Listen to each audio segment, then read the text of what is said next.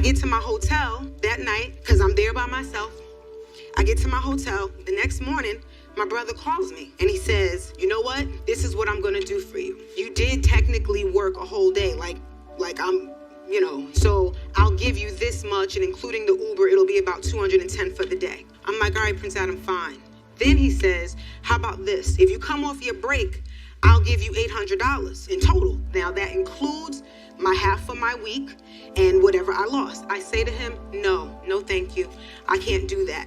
We hang up the phone. He calls me back and he says, I'll give you $1,100 if you come out. Because at this point, he has 3 trucks, no drivers except for himself. So I'm like, I'm not really doing nothing. The deadbeat dude didn't show up. I done spent all this money. Fine, Prince Addam, I'll do it.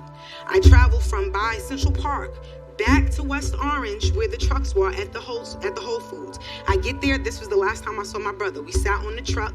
I said, Prince Addam, we have to stop with all of this arguing. Did you go out after that? I did. That $1,100 was the money that was supposed to pay out that following Friday. And that Thursday is when he strands me in Jessup, Maryland, takes the truck. His wife sent me 5 blank checks to get me out of the truck, and then they leave me. I had $26 in cash. I had no money to get an Uber. I had maybe $3 on my bank card. Tell me, Mr. Brown, why did you go and pick up the truck? Oh, because she take good luck finding your truck. She was going through something with her deadbeat guy, as she calls it, and because she was emotional, she had her issues, my loads were suffering. And I'm like, listen, I understand, and I gotta check my, you don't care, you're like your father, you're like my husband, but look, I'm running a business. I understand you're going through something, but loads have to be delivered. Did you, in fact, say to her she's entitled to that week off if you come back? Yes, what I do was, if you run 4 weeks, I'll give you half your salary. So what I did was I took her average of her last 4 weeks. So I take the average of that, cup, not a base. Okay. Just a second. So right. You said, take the average of the previous 4 weeks, which ultimately was about $800, divide that by 2, and I'll give you $400 for your week off.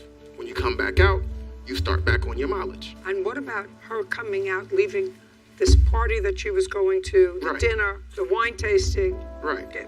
I offered her $1,100 if she can run 2 loads. So that was the arrangement. Based on her running the 2 loads.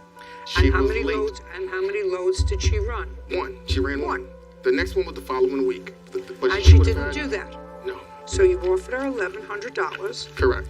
And then probably it's a wise thing not to be in business with a relative, and you only did half of that. That's not true. You only did 1 load after the $1,100 was offered. That's not true. He did not offer me $1,100 based on any loads. He offered me $1,100 if I came off of my vacation and continued out my week, and it would include not only the money from my week, the money that I lost, and me coming out. It had nothing to do. But I like making money as well. It didn't have anything to do. I have it here where he said I'm supposed to get $1,100 that pays out Friday. I'd like to see it. Yes, ma'am.